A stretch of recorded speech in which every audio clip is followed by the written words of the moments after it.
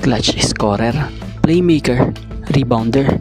Yan ang meron sa import na kinuha ng Ginebra para sa Season 50 ng PBA Commissioner's Cup.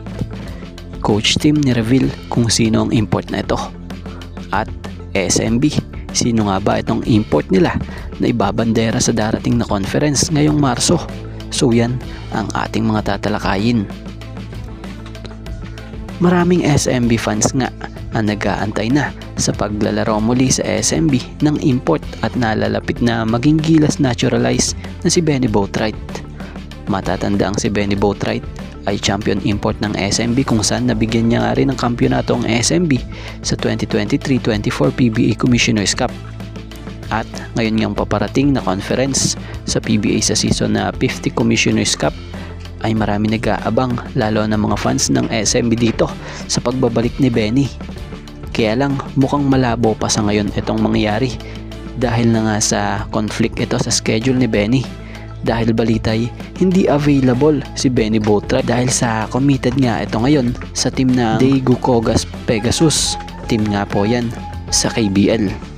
So balitang kasalukuyan pang nasa proseso at pinag-uusapan pa ng maigi ngayon na ng kampo ng SMB kung sino ang kukunin nilang import ngayong mid-season conference ng PBA. So kung kayo mga fans ano opinion nyo rito? Sino ang hula nyo na kukuning import ng San Miguel Beermen na siyang ibabandera nila this season 50 ng PBA Commissioner's Cup? So kung may opinion kayo, comment nyo lang sa ibaba at ating pag-uusapan yan. At dito tayo sa import ng Ginebra na gagamitin this mid-conference ng PBA. So nagsalita na nga po ang Ginebra head coach kung sino talaga ang tunay na gagamitin nilang import this Commissioner's Cup ng PBA. At ito nga si Justin Brownlee talaga.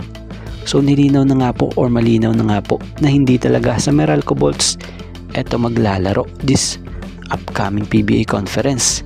Kasi nung nakaraan may mga kumakalat na rumor na di umano'y hihiramin daw ito ng Meralco para maging import sa mid-conference ng PBA.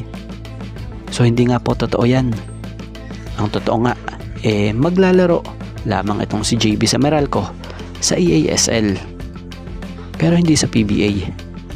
Dahil si Justin Brownlee sa Ginebra ito talaga maglalaro sa PBA na kung saan si Coach Tim pa nga po ang naglinaw na rin yan. So hindi na tayo magtataka kung bakit si Justin Brownlee pa nga rin talagang kinukuha itong si Coach kahit pa no height limit nga ang import ngayong paparating na conference na to ng liga. Ito ngay dahil sa mga napatunayan din ni Justin Brownlee sa mahabang panahong paglalaro under Coach Tim na siyang successful naman. Laking bagay din talaga na ang player na tulad ni Justin Brownlee alam yung sistemang kanyang ginagalawan. Si Justin Brownlee kasi ang naitutulong niya talaga sa Ginebra ay ang pagiging clutch scorer, playmaker at rebounder ng team. So mas panatag rito si Coach Tim at maging kampo ng Ginebra. Kumbaga sasandal sila ngayon conference na to na paparating gamit ang chemistry nila dahil isa talaga ang chemistry sa nagpapatatag sa team at nagpapalakas.